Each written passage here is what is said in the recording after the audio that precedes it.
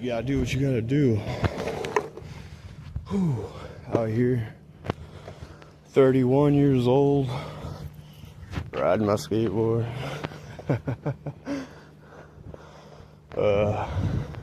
Where do I start? Oh, my truck it's in the shop right now.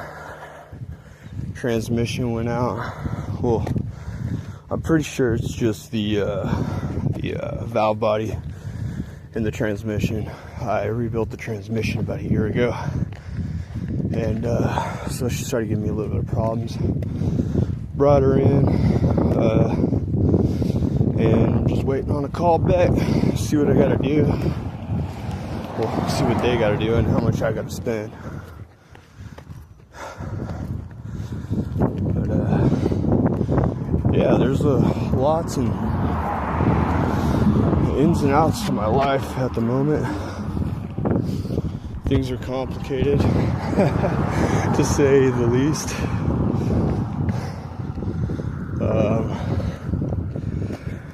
But this is one of the first challenges I'm up against.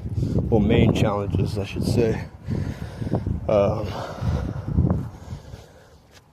I ain't got a truck, and I'm self-employed, so it's kind of hard to work without a truck in my field.